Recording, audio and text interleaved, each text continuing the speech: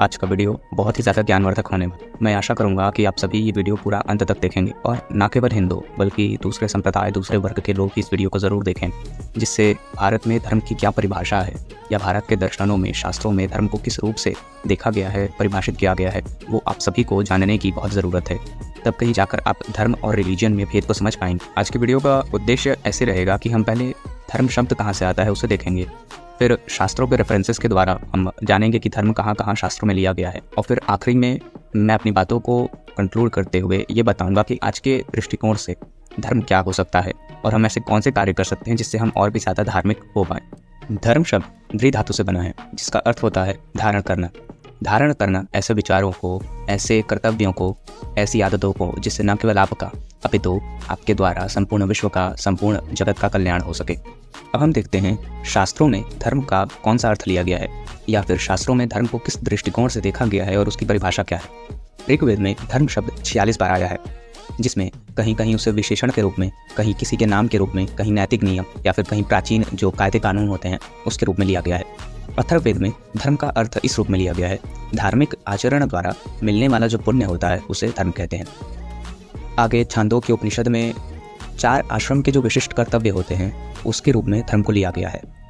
तैत्तिरीय उपनिषद में भी धर्म से जुड़ी हुई एक बात आती है, सत्यम वद धर्मचर, अर्थात सत्य बोलो और धर्म का आचरण करो। यहाँ पर सत्य बोलने का अभिप्राय ये है कि अगर कहीं भी आपके सामने, आपके समाज में कुछ गलत हो रहा है तो उसके विरोध में जो आपकी अंतर्मन में आवाज़ उठती है उसे दबाइए नहीं, उसे बाहर निकलने दीजिए और उसका विरोध कीजिए। मनुस्मृति, याज्ञवल्क्य स्मृति और भागवत गीता के अध्याय 3 और 34वें श्लोक में भी धर्म के बारे में बात हुई है, और वहाँ पर भी धर्म को वर्णाश्रम धर्म के रूप में ही लिया गया है। अभी तक हमने वेद, उपनिषद, स्मृतियाँ और भागवत गीता के परिभाषा के हिसाब से धर्म को देखा है। अब हम अलग अलग दर्शनों के हिसाब से देखते हैं। मूलतः भारत में 9 दर्शन प्रमुखतः प्रचलित थे, जिसमें से हम शुरू करते हैं जैन मत से।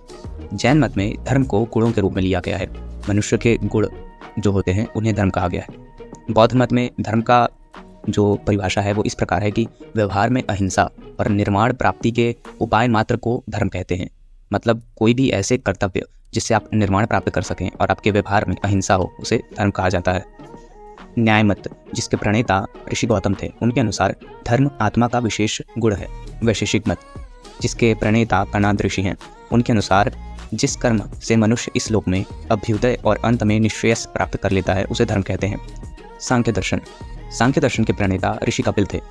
उनके अनुसार धर्म की परिभाषा कुछ इस प्रकार है, वे शारीरिक, मानसिक अथवा बौद्धिक कार्य जिसके द्वारा अंतःकरण में वैराग्य, शांति आदि का उदय होता है और विवेक का प्रकाश होता है उसे धर्म कहते हैं। पतंजलि के द्वारा रचित योग सूत्र में धर्म को इस प्रकार से परिभाषित किया गया है, स्वयं को वृत्तियों से बचाकर समाधि के उपयुक्त बनाना और पुरुष को स्वरूपा व्यवस्थित करने में सहायक होने वाले जो कर्म होते हैं उसे धर्म कहते हैं। पूर्व मीमांसा, जिसके प्रणेता ऋषि जैमिनी रहे हैं, वो धर्म को परिभाषित करते हुए कहते हैं, वे कर्म जो हमारे कल्याण के साधन के रूप में वेदों में वर्णित है वे धर्म होते हैं। वेदांत दर्शन, जिसे कि माना जाता है कि वेद व्यास जी ने इसे कंपाइल किया था, उनके अनुसार अंतःकरण की शुद्धि के साधक को कर्म कहते हैं और वही कर्म धर्म होता है।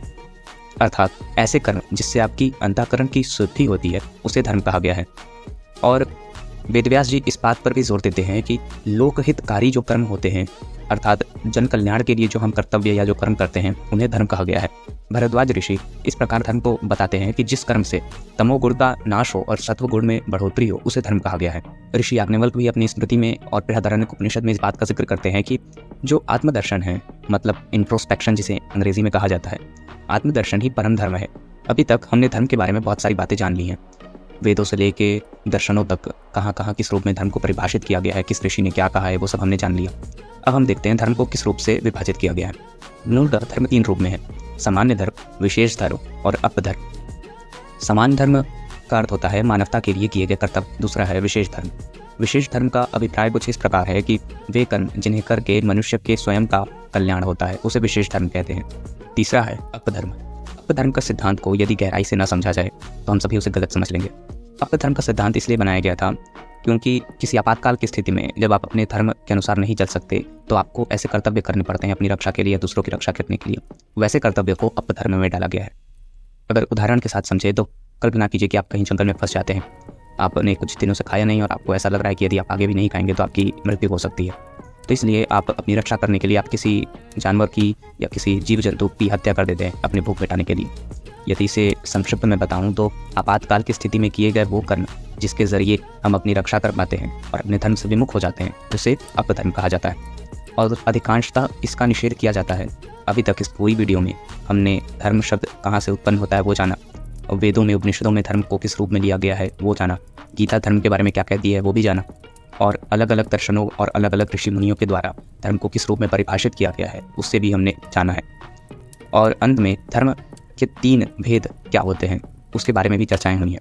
इस पूरी वीडियो का यदि मैं निचोड़ निकालूं कि आज के परिप्रेक्ष्य के हिसाब से, आज जो समय चल रहा है उस हिसाब से धर्म को हमें किस रूप में लेना चाहिए और ऐसे कौन से कर्म करने चाहिए जिससे कि हम कहीं ज़्यादा धार्मिक हो सकें। अधिकांशतः लोग धर्म का अर्थ यही समझते हैं कि यदि कोई शिखाधारी है, किसी ने तिलक लगा लिया है या गीता के 1-2 श्लोक बोल देता है तो वो धार्मिक हो जाता है।